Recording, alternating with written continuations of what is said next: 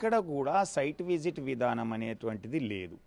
ఒకవేళ ఉన్నప్పటికి కూడా ఎవరు సైట్ విజిట్ చేసినా వాళ్ళందరికీ కూడా ఆటోమేటిక్గా డీమ్డ్ టు బి ఇష్యూడ్ అని అనుకోవడం కానీ లేదా ఇవ్వడము అనేటువంటిది జరిగింది తప్పితే ఇదైతే కాంగ్రెస్ ప్రభుత్వం తెలంగాణలో ఏర్పడిన తర్వాత ఈ సింగరేణిలో ఉన్నటువంటి ప్రతి టెండర్లో ఓబీ టెండర్లలో కూడా సైట్ విజిట్ విధానం అనేది మే 2024 నుంచి ప్రవేశపెట్టడం జరిగింది.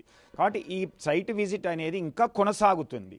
ఇది నైని ఒక బ్లాక్ విషయంలో మాత్రమే బీఆర్ఎస్ పార్టీ కేటీఆర్ గారు హరీష్ రావు గారు లేవనెత్తిన తర్వాత టీబీజీ కేసు కూడా ఆందోళన చేసినటువంటి ఫలితంగా ఆ యొక్క సైట్ విజిట్ అనేటువంటిది అక్కడ నైని బ్లాక్లో కేటాయించే దాన్ని రద్దు చేసిండ్రు తప్పితే ఇంకా సైట్ విజిట్ కొనసాగుతా ఉంది. ఈరోజు సైట్ విజిట్ వలన నష్టం ఏంటి అనేటువంటిది కావాలని కొందరు రాజకీయ పార్టీలు కానీ లేదా ట్రేడ్ యూనియన్ నాయకులు అవగాహన ఉందా లేక మాట్లాడుతున్నారో అర్థం కావట్లేదు. సైట్ విజిట్ వలన నష్టం ఏంటి అనేటువంటిది ఒక్క ఉదాహరణ చెప్పుకున్నట్లయితే ఇప్పటి వరకు ఒక 10 బ్లాకులు కేటాయించబడినట్లయితే ఒక్కొక్క బ్లాకుకు 200 కోట్ల నుంచి 650 కోట్ల వరకు దాని విలువ ఉంటే అది 3 సంవత్సరాల కాలానికి పనిచేసేటువంటి టెండర్ ఉన్నట్లయితే ఆ వేసినటువంటి టెండర్లో మనం పరిశీలించినట్లయితే ఎక్సెస్ టెండర్ 13% పడింది చూసాము.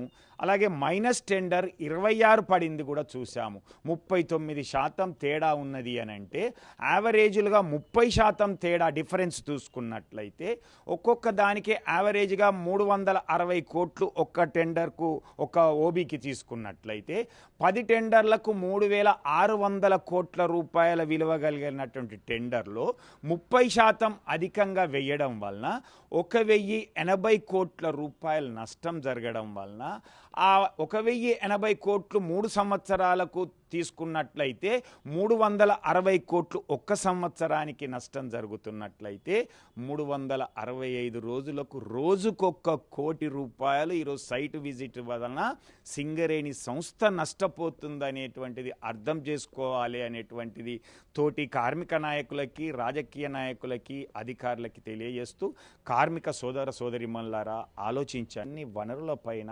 అవగాహన కలిగినటువంటి వ్యక్తి కేసీఆర్ గారు మన తొలి ముఖ్యమంత్రి. అందుకే ఈ సింగరేణి సంస్థను రక్షించాలనేటువంటి ముందు చూపుతో ఆయన వెళ్ళినటువంటి దాంట్లోనే అనేక ప్రాజెక్టులు ఓపెన్ కాస్ట్లో అయితేంది, అండర్గ్రౌండ్ బావులు అయితేంది, నామినేషన్ పద్ధతులు రావాలనేది ఎంఎండిఆర్ని ఆ రోజు రాజ్యసభలో వ్యతిరేకించినటువంటి విధానము అయితేంది, ఇవన్నీ కూడా మనం చూసాం. దీనికి తోడుగా ఈ సింగరేణిలో ఉన్నటువంటి ఈ వనరులను ఎలా కాపాడుకోవాలి అనేటువంటి ముందస్తు ప్రణాళికతో ఈరోజు వారసత్వ ఉద్యోగాలకు అనేటి చెక్ పెట్టినటువంటి ఆనాటి పివి నరసింహారావు గారి యొక్క పాలసీ ప్రైవేటైజేషన్, లిబరలైజేషన్, గ్లోబలైజేషన్ అయితేంది. ఆ రోజు ఉన్నటువంటి చంద్రబాబు నాయుడు దాన్ని మన హక్కులను వారసత్వ హక్కును కూడా తాకట్టు పెట్టినటువంటి జాతీయ సంఘాల వైఖరి అయితేంది. ఇవన్నీ చూసిన తర్వాత సింగరేణిలో మరి రోజు రోజుకు కార్మికుల యొక్క సంఖ్య తగ్గుతుంది అనేటువంటి ఉద్దేశంతో తప్పకుండా తెలంగాణ ఉద్యమంలో కీలక పాత్ర పోషించిన సింగరేణి కార్మికులకి ఉద్యోగ అవకాశాలు కల్పించాలి మళ్ళీ వారసత్వం అని అంటే సుప్రీం హైకోర్టు తప్పుబట్టినప్పటికీ కూడా కారుణ్య నియామకాల ద్వారా దాదాపుగా 16,500 మందికి 2018 మార్చి 9 నుంచి స్టార్ట్ చేసినటువంటి చూసాం. కానీ కాంగ్రెస్ ప్రభుత్వం వచ్చిన తర్వాత ఈ యొక్క మెడికల్ బోర్డు ప్రక్రియ, కారుణ్య నియామకాల ప్రక్రియ అనేటువంటిది 16 నెలలుగా నిలిచిపోవడం వలన 3,000 మంది కార్మికులు ఈరోజు ఇబ్బంది పడుతూ ఉన్నారు. నిరుద్యోగ యువత వేచి చూస్తూ ఉన్నది. దీనికి తోడుగా విజిలెన్స్ కేసులు అయితేంది లేదా మారు పేర్లకు సంబంధించినటువంటి వాళ్ళు అయితేంది అనేక మంది వేచి చూస్తూ ఉన్నారు. కొంతమంది ఫిట్ ఫర్ సేమ్ జాబ్ అయితేంది, ఫిట్ ఫర్ సర్ఫేస్ వచ్చినటువంటి వాళ్ళు కూడా డ్యూటీలు చేయలేనటువంటి వాళ్ళు ఉన్నారు. ఇదంతా కూడా కేసీఆర్ గారు ఎందుకు చేసిర్రంటే ఈరోజు కేసీఆర్ గారు ఈ యొక్క నియామకాలు చేపట్టనట్లయితే ఈరోజు సింగరేణి సంస్థ మొత్తం ప్రైవేట్ అయ్యేటిది. ఎందుకంటే 20,000 మంది కార్మికులు కూడా ఈరోజు సింగరేణిలో ఉండేవాళ్ళు కాదు.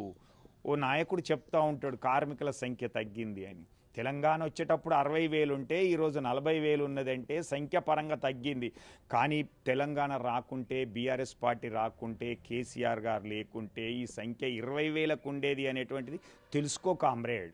ఈరోజు కోల్ ఇండియాలో కార్మికుల సంఖ్య బొగ్గు పరిశ్రమలో ఎలా తగ్గుతుంది, ఇతర పరిశ్రమలల్లో ఏ విధంగా తగ్గుతుంది. పక్కనున్న ఎన్టీపీసీలో 600 మెగావాట్లు ఉన్నప్పుడు 1800 మంది ఉంటే ఈరోజు 2600 మెగావాట్లు వచ్చేటువంటి దాంట్లో 200 మంది ఉన్నారు అనేటువంటి తెలుసుకోవాలి జాతీయ సంఘ నాయకుడు. సో ఇలాంటి ఆలోచనతో చేస్తున్నటువంటి కేసీఆర్ గారు ఉండడం వల్లనే ఈరోజు ఈ పరిస్థితి వచ్చింది. ఇక పోయినట్లయితే ఈరోజు సంస్థ సింగరేణి పరిస్థితి ఏ విధంగా ఉంది అంటే ఖచ్చితంగా మనుగడ ఉంటుంది. దీనికోసం బీఆర్ఎస్ పార్టీ తెలంగాణ బొగ్గని కార్మిక సంఘం ఈ సంస్థను రక్షించుకుంటుంది, అభివృద్ధిలో పోతూ ఉంటుంది. కాకపోతే ఈ మధ్య కొన్ని పరిణామాలు చూసినట్లయితే ఈరోజు కార్మికులకి సూపర్వైజర్లకి కాదు అధికారులు కూడా రోడ్డు ఎక్కేటువంటి పరిస్థితి వచ్చేసింది. వాళ్ళ న్యాయమైనటువంటి హక్కుల కోసం డిమాండ్ల కోసం వీధిన పడుతున్నారు, ఊరేగింపులు చేస్తున్నారు, దీక్షలు చేస్తూ ఉన్నారు. దానివల్ల ఇప్పటికి స్పందించట్లేదు. వాళ్ళకు రావాల్సినటువంటి పిఆర్పి చెల్లించట్లేదు. వాళ్లకు కోల్ ఇండియాలో పెరిగినటువంటి పే అప్గ్రేడేషన్ అనేటువంటిది కూడా వాళ్లకు ఇవ్వకపోవడం వల్ల అక్కడ అధికారులకి ఇక్కడి అధికారులకి పెద్ద ఎత్తున వేల రూపాయల్లో తారతమ్యం ఏర్పడుతుంది అనేటువంటిది. కాబట్టి ఈరోజు కాంగ్రెస్ ప్రభుత్వం అనేటువంటిది వాళ్ళకు వచ్చేటువంటి అమౌంట్ ఇచ్చేటువంటి దాంట్లో కూడా ఇబ్బంది చేస్తూ ఉన్నది.